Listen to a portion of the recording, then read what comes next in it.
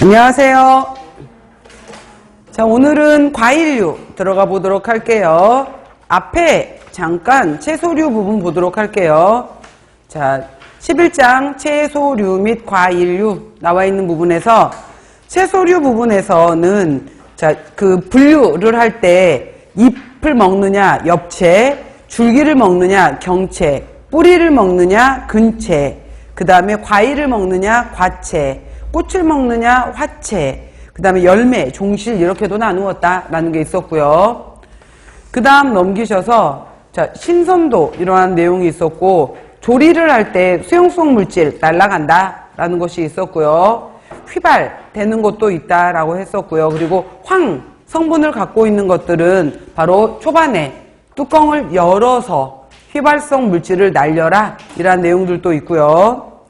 그 다음에 열에 의해서 파괴되는 물질에서 엽록소, 클로로필이 있었는데 얘는 장시간 가열하게 되면은 엽록소 안에 마그네슘이 빠져나가고 그 자리에 수소가 들어오게 되면은 녹갈색의 페오피틴이 된다라는 내용이 있고요. 열에 의해서 채소가 가지고 있는 비타민 C가 파괴가 되는 것을 자가분해라고 하는데 이거를 막고 싶으면은 데치자마자 바로 찬물에 헹구어줘라. 안 그러면은 펼쳐놔라. 이런 내용들도 있었고요. 그 다음에 조리 온도가 높고 조리 시간이 길면은 영양가의 손실도 크다라는 내용들. 산이었을 때 색깔이 더 잘 변하더라. 이런 것도 있었고요. 색깔의 변화를 억제시키고 싶으면은 소다를 첨가하는 게 있는데 대신 영양가의 손실이 있다. 티아민, 비타민 B1, 리보플라빈, 비타민 B2, C와 같은 영양소의 손실이 있을 수 있다라는 것도 있었고요. 넘기시고.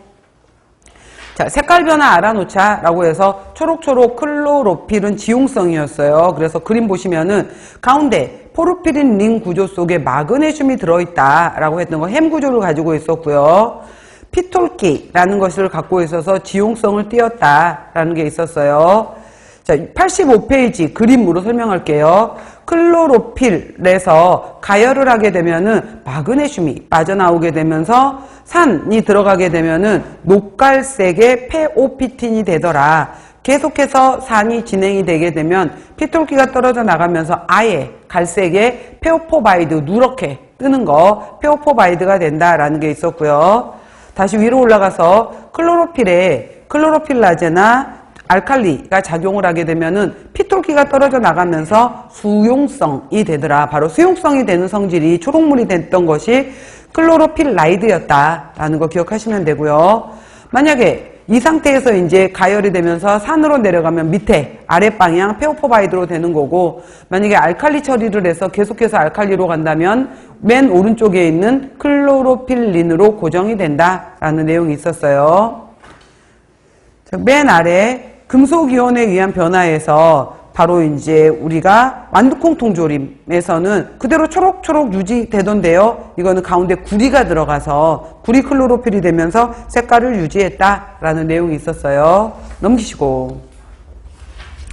카로티노이드는 크게 카로틴 계열하고 잔토필 계열로 나누어지는데, 카로틴 계열의 알파카로틴, 베타카로틴, 감마카로틴, 라이코펜, 그리고 토마토에 들어있는 것은 라이코펜이었었고요. 그 다음에 여기는 영양학에서 비타민 A 정구체가 될 수 있는 게 무엇이냐 이렇게 해서도 물어봐요. 그러면은 알파, 베타, 감마, 맨 아래 크립토잔틴 네 가지는 비타민 A가 될 수 있고, 알파, 감마, 크립토잔틴은 24개가 한 개의 비타민 A로 바뀌는데 바로 베타카로틴은 12개가 하나로 바뀌더라 라는 내용이 있었어요. 그 다음에 카로티노이드는 지용성이면서 산, 중성, 알칼리에 큰 영향을 받지는 않더라. 그리고 얘는 지용성이니까 볶아서 먹었을 때 흡수율이 더 높아진다 라는 내용이 있었고요. 플라보노이드에도 보라색에 해당이 되는 안토시아닌, 담색에 해당이 되는 안토잔틴, 무색에 해당이 되는 탄닌류, 즉 류코안토시안, 카테킨 등도 있었다라고 했었고요. 안토시아닌은 보라색인데 얘는 밑에 표로 봐보세요. 바로 8.5 중성 쪽에서는 보라색, 근데 산으로 가게 되면 적색, 알칼리로 가게 되면은 청색 또는 녹색으로 변하더라라고 했었고요. 근데 얘네들은 왔다 갔다 색깔 변화가 가역적이다라는 내용이 있었어요. 그 다음에 안토잔틴 해당이 되는 것은 쌀, 뭐 마늘, 밀가루 이런 거 생각하시면 돼요. 얘네들의 경우에는 중성에서는 무색이나 다망색인데 산으로 가면 오히려 선명한 백색. 근데 소다를 이용해서 만든 빵은 누르끼리하게, 알칼리로 가면 황색으로 해서 불안정해진다라는 내용이 있었어요. 그래서 식소다를 넣은 찐빵은 엷은 황갈색이 된다라는 내용이 있었고요.